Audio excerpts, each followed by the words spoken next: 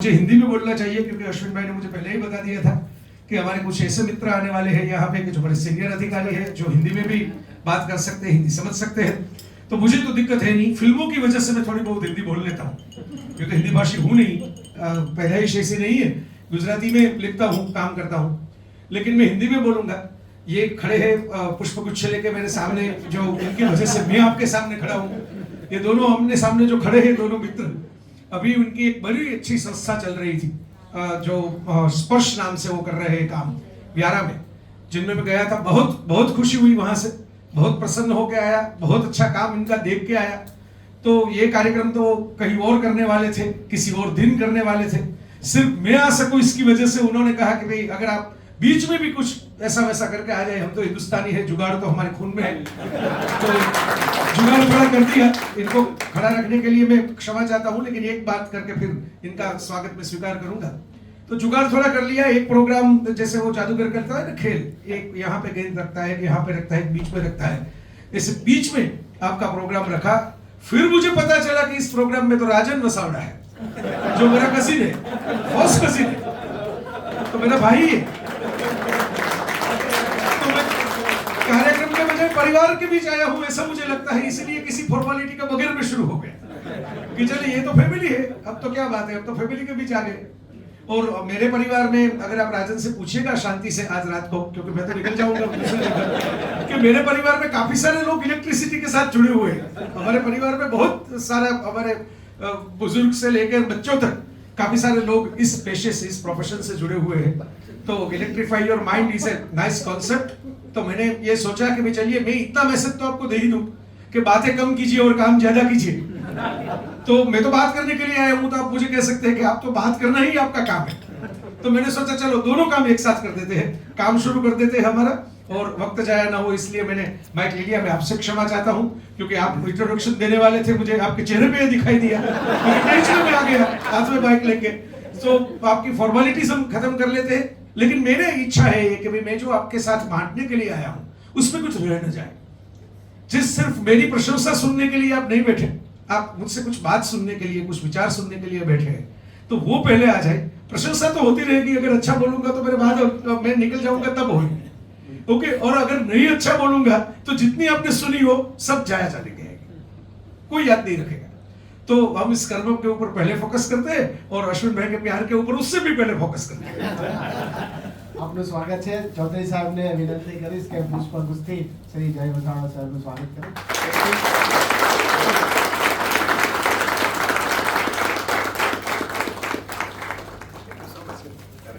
વસાવડા સાહેબની એક કોલમ આવે છે ગુજરાત સમાચારમાં, જો બધાને ખ્યાલ હોય, સ્પેક્ટ્રમ। હું તો રેગ્યુલર વાંચું છું અને હું એમનો બહુ મોટો ફેન છું। જય વસાવડા સાહેબને વિનંતી કે હવે તે માઇક સંભાળે। ઓર Jay Vasavada. Thank you so much. पुराने जमाने की दूरदर्शन की सीरियलों में एक रविवार की शाम को एक फिल्म आती थी, एक ही फिल्म दिखाते थे दूरदर्शन में मुफ्त में, तब रविवार की शाम को वो आती थी। और उसमें बीच में कहीं पे अगर सिग्नल विग्नल ब्रेक हो जाए, क्योंकि तब तो इतनी बड़ी नेटवर्क था नहीं, तो बीच में एक पट्टी लिख के आती थी, रुकावट के लिए खेद है। तो मैं अभी तो मैंने प्यार मोहब्बत वाली बात की, मैं चौधरी साहब को विनायक के नाम से जानता हूं क्योंकि वो विनायक के नाम से कविता ज्यादा लिखते हैं। तो मैंने विनायक नाम से ही सेव किया था पहले उनका नंबर, फिर उन्होंने कहा कि भाई मेरा पूरा नाम तो सेव कीजिए। तो कवियों में तो ये रहता है, बच्चन तो सरनेम हो गई, अब जो श्रीवास्तव सरनेम थी हरिवंश राय जी की वजह से अब तो बच्चन सरनेम हो गई। तो इनके प्यार की वजह से मैं आपके बीच आया, तो मैंने आपको सुना दिया। सबसे महत्व की बात यह भी है कि भाई आप सब जो इकट्ठा हुए इतनी अच्छी बात करने के लिए, तो आपने गुजराती में बात की कि भाई कॉलम सब पढ़ते हैं, तो रविवार की शाम को जो रुकावट के लिए खेदे वाली पट्टी जो आती थी, उसमें आपको ये लगेगा कि भाई अच्छा खासा हमारा सेमिनार चल रहा था, हम बैठ के सुन रहे थे, इनके बीच ये रुकावट आ गई। और ये कोई वीआईपी वाला आदमी है कि जो जल्दी जल्दी आता है, जल्दी जल्दी भाग जाता है।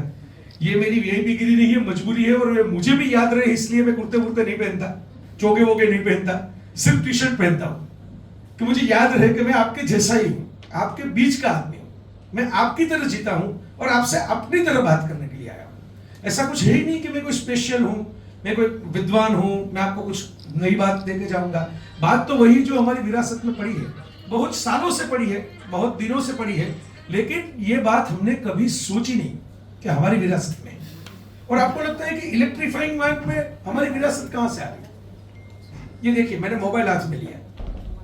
मोबाइल में हम कुछ भी मैसेज डालते हैं तो हम कहां पे डालते हैं? मैसेज कहां जाता है? तस्वीर भेजते हैं, मैसेज भेजते हैं, कहां जाता है? आप तो सब जाने माने टेक्नोलॉजी के इंजीनियर लोग हैं। अब वो नेटवर्क के पहले कहां जाता है? उसके लिए एक स्टोरेज का नाम है पूरा, जहां पे सब कोई डेटा हमारा स्टोर होता है। ओके, सर्वर तो पुरानी हो गई, नाम तो सही बोला, लेकिन क्लाउड। तो हिंदुस्तान में साहित्य लिखा गया कवि कालिदास के द्वारा, जिसका नाम था मेघदूत, बड़ी अच्छी कविता थी। उसमें एक यक्ष जो है वो अपनी पत्नी, अपनी प्रेयसी को संदेश देना चाहता है, क्योंकि वो अकेला बैठा है, उसको सजा दी गई है अकेले रहने की। और बादल को वो संदेश देता है कि हे मेघ, तुम मेरी पत्नी के पास जाओ हिमालय तक और वहां पे संदेश दे के आना। और उस पर पूरी ज्योग्राफी है भारत की कि बारिश कहां कहां कहां से पसार होती हुई चलती है। तो मैसेज कहां गया? ओके, इसलिए मैं कह रहा हूं कि मैं कोई नई बात कहने के लिए नहीं आया। मैसेज तो हमारे देश के कवि भी क्लाउड को भेजते थे, अब साइंटिस्ट भेजते हैं। इतना फर्क आ गया, मैसेज क्लाउड पे ही जाता है।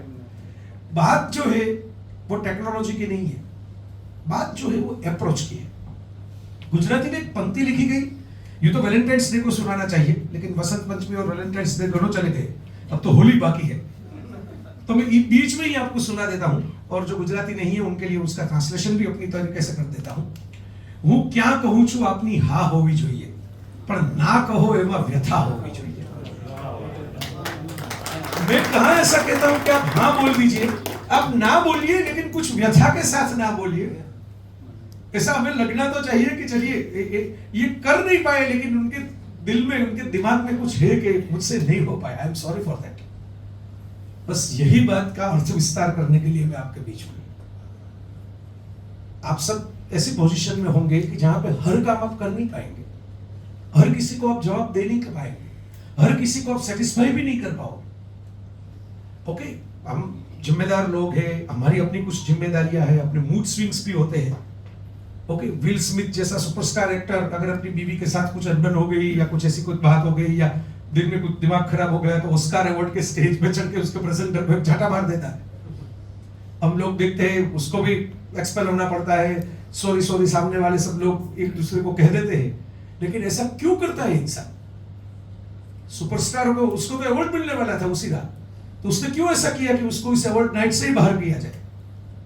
क्योंकि आदमी जो है अपनी सिचुएशन का पुरिंदा है। हमको पता नहीं हम अपनी किस परिस्थितियों को, पता नहीं विल स्मिथ सुबह में उठ के किसके साथ क्या उसने बात की होगी, उसकी कार क्या किसी के साथ टक्कर वक्कर हो गया होगा, किसी ने उसको सुना दी होगी, वो फ्रस्ट्रेशन उसने वो अवार्ड नाइट में निकाल दिया। ये हमारे साथ होता है। We are not machines, we are human beings. आप किसी बढ़िया से बढ़िया लैपटॉप ले आइए, माइक्रोसॉफ्ट का सरफेस ले आइए, एप्पल का मैकबुक प्रो ले आइए, बढ़िया से बढ़िया एयरपोर्ट ले आइए, आप लैपटॉप ले आइए, और बढ़िया से बढ़िया लैपटॉप को आप डाल दीजिए गंगा के किनारे, रेत के बीच। ओके, रेत के बीच रखिए और थोड़ी चौकी पहना रखिए कि भाई ये कोई ले ना जाए। हमारे देश में तो ये भी करना पड़ता है, पानी के ग्लास को भी और बॉल पेन को, साइन करने वाली पेन को भी बैंक में किसी बांध के रखना पड़ता है। ओके, लोग साइन करते वक्त पेन भी ले जाते हैं, पानी पीते वक्त ग्लास भी ले जाते हैं, ट्रेन दिखता है तो तकिया ले जाते हैं। ओके, अभाव में जीता हुआ देश है, आबादी बहुत ज्यादा है। ओके, रिसोर्सेस कम है तो अभाव है, अभाव की वजह से स्पर्धा है, स्पर्धा की वजह से जुगाड़ू मानसिकता है, सब कुछ है। लेकिन अगर वो लैपटॉप आपने रखा और 50 साल के बाद उस लैपटॉप के बाहर गए तो वो लैपटॉप पुराना हो जाएगा, बंद हो जाएगा, उसमें कुछ ग्रोथ नहीं होगा, कुछ विकास नहीं होगा उसका। हाँ, आउटडेटेड हो जाएगा। आप कहेंगे कि ये टेक्नोलॉजी तो 50 साल पुरानी है, ये क्या काम किए, कबाड़ हो गया है। किसी इंसान को आप गंगा के किनारे बिठा दो, 50 साल छोड़ो, 15 साल तक बिठा दो, 5 साल तक बिठा दो, ऐसा हुआ है और ऐसा हो सकता है कि वो गंगा के किनारे बैठा हुआ इंसान जब आया है तो कोई वालिया लुटेरा होगा और बाहर निकलेगा तो वाल्मीकि ऋषि बन के बाहर निकलेगा। इंसान में फर्क आ सकता है, इंसान का स्वभाव बदल सकता है, इंसान की संवेदना वाइब्रेशंस ले सकती है, इंसान माहौल से चेंज हो सकता है, इंसान को चोट लग सकती है, इंसान के भीतर कुछ पनप सकता है। मशीन के भीतर ये कुछ नहीं होगा। That's why electrify your mind. हमारे माइंड को इलेक्ट्रीफाई करना इसलिए नहीं है कि हम बहुत ज्यादा लिमिटलेस पावर आ जाए हमारे बीच।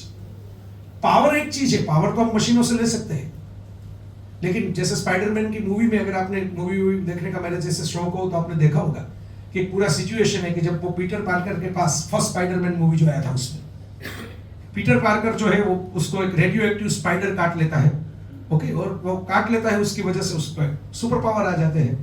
तो पहले ये सोचता है कि इससे तो पैसे मिल जाएंगे, इससे तो लोगों को सामने हम बुली बन जाएंगे, वो कोई हीरो बनने की सोचता ही नहीं।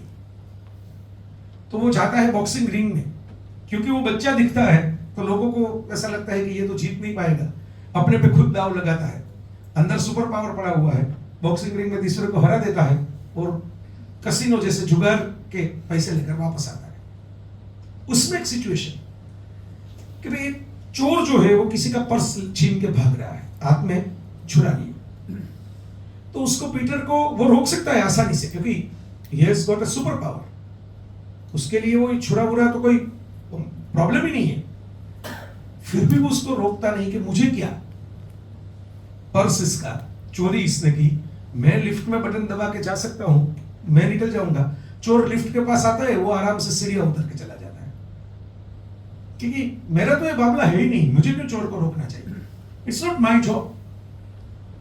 नीचे सीढ़ियां उतर के जाता है तो पता चलता है कि वो तो अनाथ था, उसको पालने पोसने वाले जो अंकल और आंटी थे, उसमें अंकल ऐसा सोच के कि ये तो बच्चा ट्यूशन में जाता है, उसको पता नहीं कि ऐसा खेल खेलने के लिए, पैसे कमाने के लिए, अपनी बुलिंग पावर दिखाने के लिए जाता है। अंकल जी नीचे खड़े थे, उसको लेने के लिए आए थे, कोचिंग में से बाहर निकलेगा बच्चा ऐसा सोच के, और अंकल रोकने की कोशिश करते हैं उस चोर को कि वे छुरा लेके किसी का पर्स लेके भाग रहा है, तो मेरी as a citizen it's my responsibility, moral responsibility, नैतिक जिम्मेदारी है कि मैं इसको रोकूं। वो रोकने के लिए जाते, वो छुरा भोंक देता है। जब पीटर नीचे आता है तो अंकल मरणासन्न है, आखिरी सांस गिन रहे हैं, और पीटर तो रोना आ जाता है और वो कहता है कि भाई अंकल मैं इसको रोक सकता था, आपको मालूम नहीं, मेरे पास तो सुपर पावर आ गई है, और मैं इसको ऊपर ही रोक सकता था बड़ी आसानी से, मैंने रोका नहीं कि मुझे क्या, और मेरे ही अंकल, मेरा ही परिवार उजड़ के चला गया नीचे आके। तो अंकल आखिरी सांस लेते हुए उसको कहते हैं कि बेटे अब तो वक्त नहीं है मेरे पास, लेकिन अगर तेरे पास कुछ पावर वावर है तो इतना याद रखना, great power comes with great responsibilities. महान शक्तियां महान जिम्मेदारियां लेके आती है।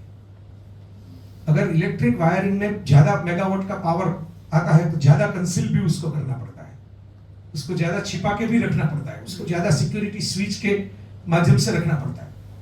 रेडियो एक्टिव रिएक्टर और सोलर पैनल के बीच फर्क है, सोलर पैनल को हम टच कर सकते हैं, रिएक्टर को हम ऐसे छू नहीं सकते। ओके, ये जो है ये सिंपल सी बात, तो ना कहूं एमा व्यथा होवी જોઈએ, इसके साथ कनेक्ट होती है। हम ये सोचते हैं कि हमारे ये काम है, हमारे ये काम नहीं है। मैं गांधीनगर तो बीच में आता है यहाँ पे आने के लिए, और आप सब लोग तो काफी सारे लोग गवर्नमेंट की प्रोसेस के साथ जुड़े हुए लोग, मैं अपने फादर के पेंशन के लिए बहुत सारे दिन गांधीनगर गया था, बहुत चक्कर काटे, और मैंने देखा है कि जो पेंशन ऑफिस में बैठे हैं वो उनको भी चक्कर काटने पड़ते हैं पेंशन मिलने के लिए। वो ऑफिस में बैठे हैं तब कुर्सी की वजह से किंग होते हैं, कुर्सी चली गई खुशी भी चली गई। हमारी आधी खुशियों तो खुशियों के साथ जुड़ी हुई है, कुर्सियां चली जाएगी तो खुशियां भी चली जाएगी। तो मैंने वो उस वक्त वो जो देखा, उसमें एक नई चीज मैंने देखी, वंचाण में लीधा तारीख, डेट ऑफ रीडिंग। माने हमें ऐसा लग रहा है कि सर हम में से हाथ जोड़ के खड़े हैं सामने अर्जदार के तौर पे, ओके, हमने फाइल वाइल बना के दी, उसके ऊपर समरी नोट लिख के दिया, और पूरा जो एविडेंस उनको चाहिए था वो सब दे दिया। हमने सोचा कि चलो ये देख लेंगे, एविडेंस तो हमने दिया है, समरी नोट भी दी है, एप्लीकेशन भी दी है, तो अभी साइन करके कहेंगे कि भाई इसका प्रोसेस हो जाएगा और शाम को आप चेक लेके चले जाना। लेकिन वो पूरा देखते हैं तो आशा ज्यादा मिलती है कि भी चलेगा। तो सर इस वक्त तो सर ने रख नहीं दी, तो किसी का फोन भी नहीं लिया, हमारी फाइल को देखी, ऐसा किया, पन्ने पलटे, ये किया, वो किया, वो किया। तो रुके कहीं पे, हम वो रुकते हैं तो हम दिमाग से तोड़ पड़ते हैं कि ये रुके यहाँ पे, वो ध्यान से बच रहे हैं। ओके, और फिर पूरा ऐसा वैसा करके वो एक उसमें रिमार्क, कलर की पेन रखते हैं बड़े लोग, तो कलर देख के असिस्टेंट समझ जाएगा कि क्या करना है इसमें।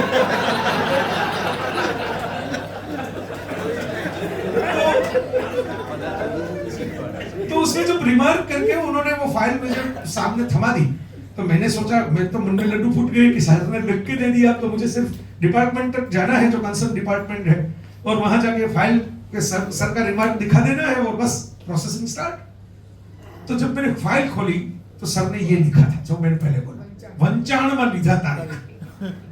मीन्स अभी तो मैंने रीड किया है, डिसीजन तो लेंगे भाई। हमारे गिजूभाई बधे का एक बाल वार्ताकार थे गुजराती के, बड़े मशहूर, काफी सारी चिल्ड्रन स्टोरीज उन्होंने आजादी से पहले लिखी, वन ऑफ द पायनियर।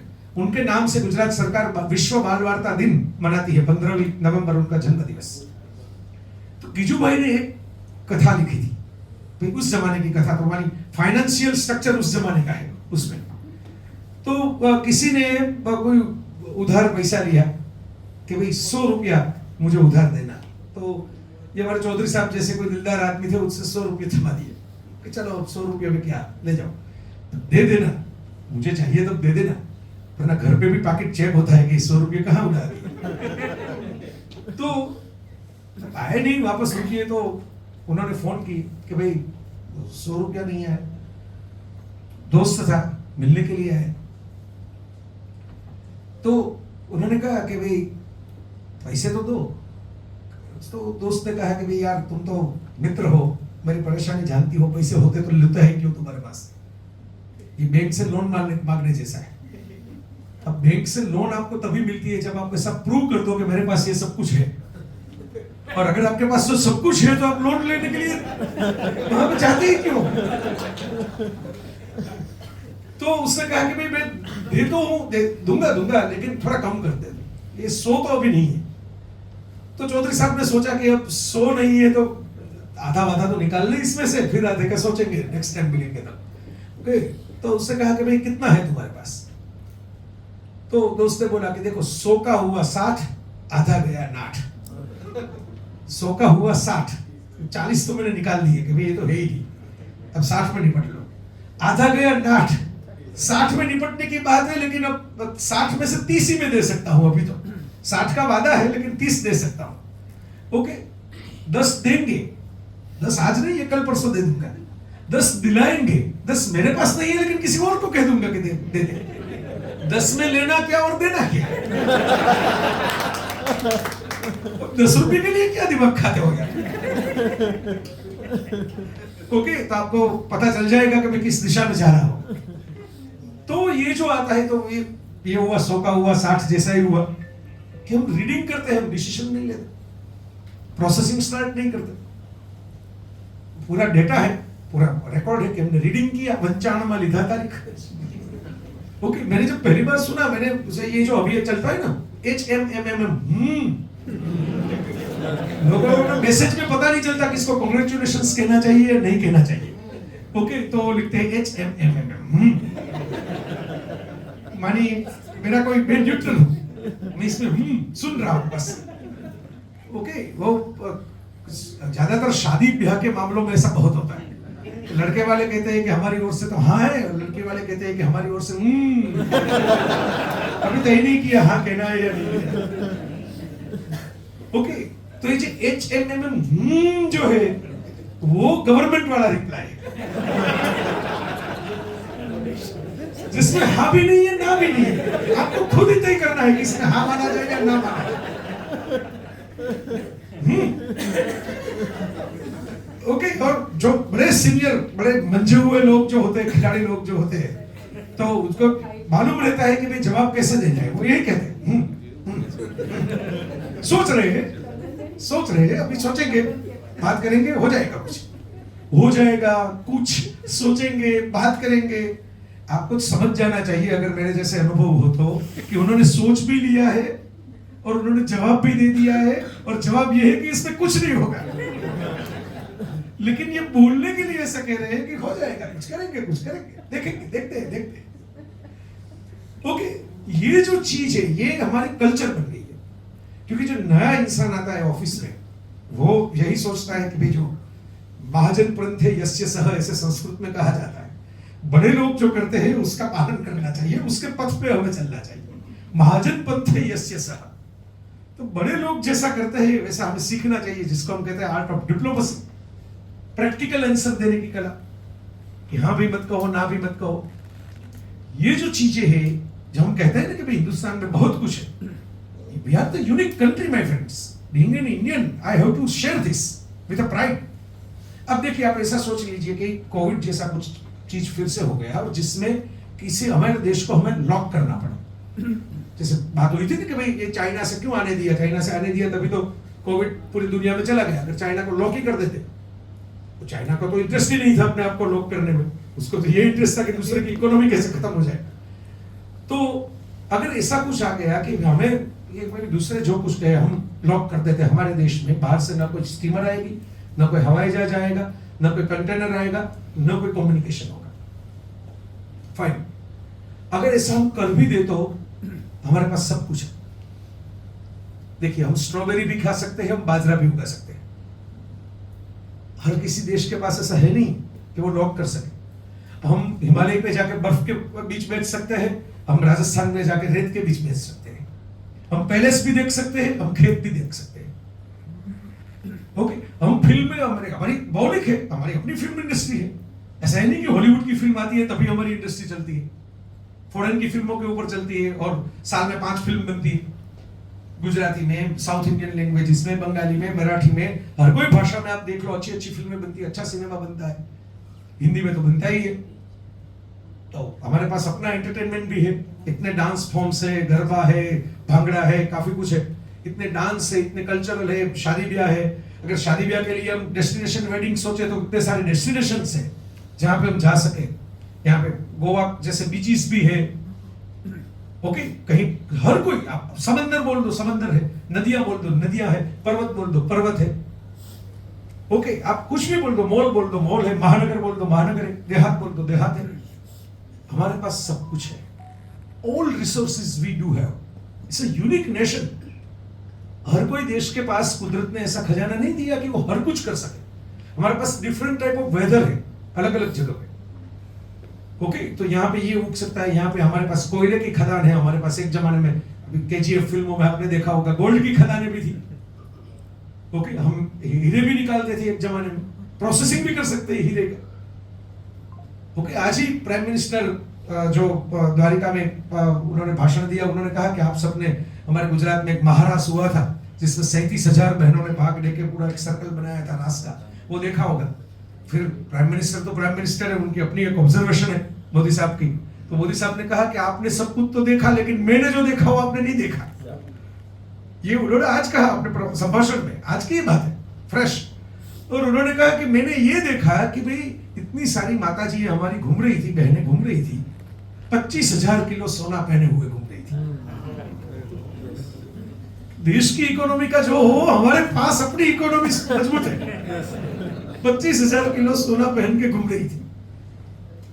तो हमारे पास सब कुछ है। तो फिर ऐसा क्यों है कि जितना होना चाहिए उतना पावरफुल नेशन अभी हम नहीं बने? क्योंकि डिसिप्लिन नहीं है। सबसे पहली बात, डिसिप्लिन नहीं है। अब ट्रैफिक को देख लो, एक्चुअल आप जहां पे पहुंच सकते हो आसानी से पहुंच सकते हो, लेकिन क्योंकि हमें दूसरों को रिस्पेक्ट नहीं देना है, अपने को ही आगे रखना है, it's ego trip while we are on the road पे। क्या किसी मंदिर में जाओ, कहीं पे भी जाओ, इतनी धक्का मुक्की रहती है, सही तरीके से आप दर्शन नहीं कर पाओगे। और अगर अपने हिसाब से 10-10 सेकंड गिन के सेल्फ डिसिप्लिन से चलोगे, हर कोई अच्छे तरीके से दर्शन कर पाएगा। ट्रैफिक का ही यही मामला है। हम सेल्फ डिसिप्लिन, सेल्फ गवर्न लोग नहीं है। हमें कोई चाहिए। पुलिस वाला अगर खड़ा है तो बेल्ट पहन लेते हैं, सीसीटीवी दिखाई देता है तो स्पीड कंट्रोल कर लेते हैं। ओके, हमें कोई चाहिए जो हमें गवर्न करे। हमें सेल्फ डिसिप्लिन में रहना नहीं आता। ये हमारे साथ एक पुरानी प्रॉब्लम है। और इस वजह से एक प्रॉब्लम दो मैंने किया है कि भाई एक प्रॉब्लम ये सेल्फ डिसिप्लिन का अभाव है और दूसरा प्रॉब्लम है टीम वर्क का अभाव। We are not we are great family builders but not great team builders. Okay, हम दूसरे को ब्लेम कर देते हैं, दूसरे के ऊपर। और ऑफिस में आप देख लीजिए, आपको शायद, मुझे पता नहीं आपको अनुभव होगा या नहीं, लेकिन मैंने ऑब्जर्व किया है, मैंने निरीक्षण किया है कि भाई ऑफिस में दो किस्म के इंसान होते हैं। एक जो कोई काम करता ही नहीं, एक जो सारा काम कर लेता है। अब ग्रेजुअली ये होता है कि जो काम करता ही नहीं उसको कोई काम देता ही नहीं, कोई भी बॉस उसके पास जाता ही नहीं। ओके, और जो करता है बेचारा बैठ के बड़े अच्छी तरीके से सलोकाई से अच्छे अपने पर्सनल जिम्मेदारी समझ के उनको बॉस बुला के कहते हैं कि यार तुम्हें आज रुकना पड़ेगा। तो वो कहता है कि भाई वो उसको बोलो ना सर, बराबर। तो वो कहेगा कि नहीं वो तो करेगा नहीं ना, तुम्हें भी मालूम है वो करेगा नहीं, अब ये इंपॉर्टेंट है, तुम्हें करना पड़ेगा। तो जो काम करता है उसको दुगना तिगना काम करना पड़ता है, जो नहीं करता उसकी तो ऐसी इंप्रेशन हो जाती है कि ये तो करेगा ही नहीं, ये तो पगार लेने के लिए आया है। ये प्रॉब्लम है, जैसे मैंने बताया कि एक सेल्फ डिसिप्लिन नहीं है, और सेल्फ डिसिप्लिन में सेल्फ पहले आता है, और दूसरा जो नहीं है वो ये नहीं है कि we are not a team member, team player.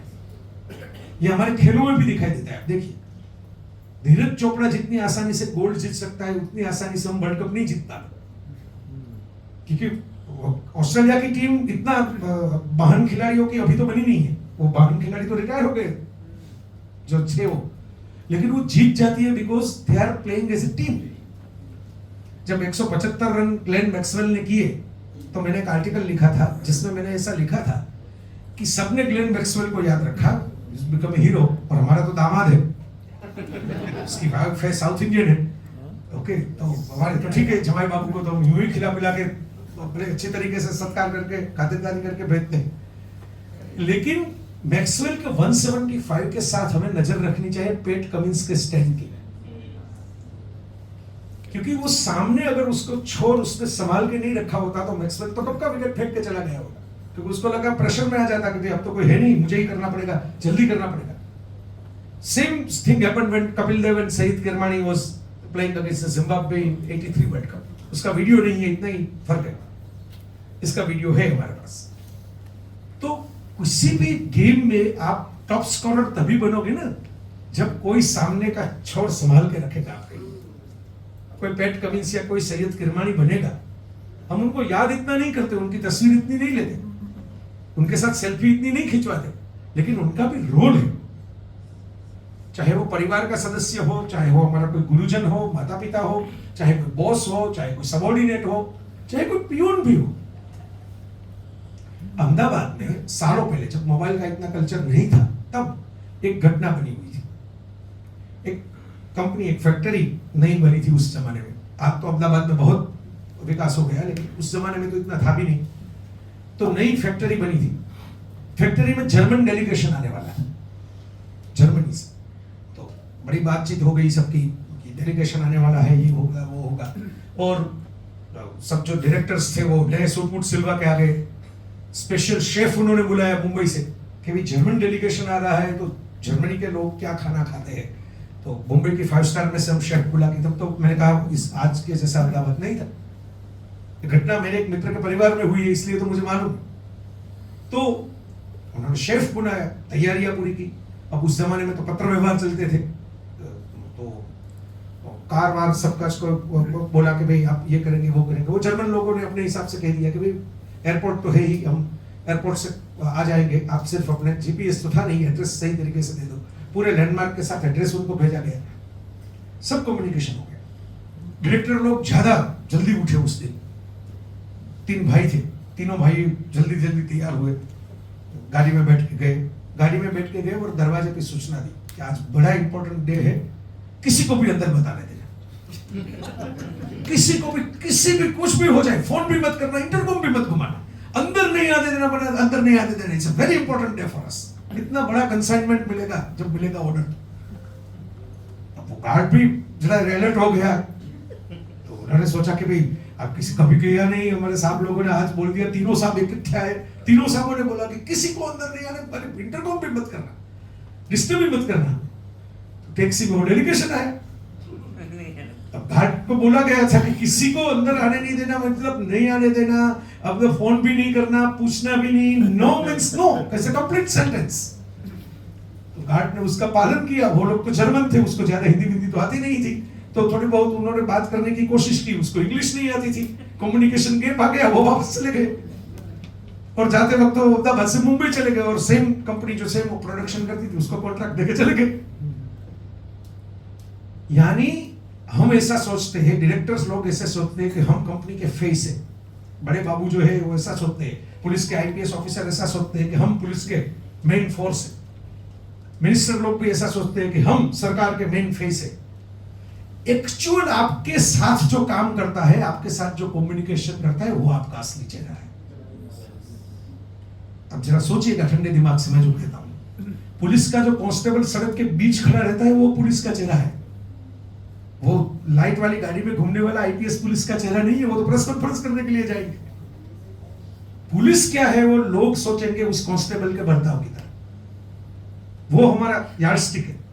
आप ऐसा सोच लो ना, सपोज यहाँ पे आप सब इतने इलेक्ट्रिफाइड माइंड हो गए आपके और बड़े चैनलाइज हो गए, तो आपको सिंगापुर की ट्रिप मिल गई, आपको कोई फ्रांस की ट्रिप मिल गई, आपको यूएसए की ट्रिप मिल गई, आप वहां जाएंगे और लोगों को फोटो वोटो निकाल के भेजेंगे, इंस्टाग्राम में डालेंगे, वीडियो बनाएंगे और दोस्तों के साथ शेयर करेंगे, सब कुछ करेंगे।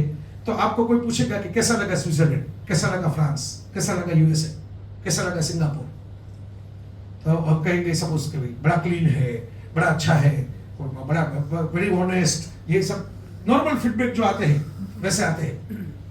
ये किसको मिलकर आपने कहा? गवर्नर मिले थे आपको क्या? शहर के मेयर आए थे एयरपोर्ट तक? टैक्सी वालों ने जिस तरीके से बात की और बिहेवियर किया, होटल के रिसेप्शनिस्ट ने जिस तरीके से बात की, डोर कीपर ने जिस तरीके से बात की, लोकल किसी ने आपको पूछा, किसी शॉप वेंडर से पूछा और उसने जिस तरीके से बात की, वहां से हम 3-4 दिन में जजमेंट लेते हैं कि इस जगह कैसी है, लोग कैसे हैं, सिस्टम कैसे चल रही है। नॉर्मल टूरिस्ट में भी यही होता है ना। अब किसी और जगह पे जाते हैं तो लोग कह देते हैं ध्यान रखना, वहां पे पाकिट चला जाएगा, बैग कोई ले जाएगा, आप संभाल के रखना, 2 लोग नजर रखना, ये बात मत करना, गहने वहने पहन के बाहर मत जाना, ऐसा भी होता है।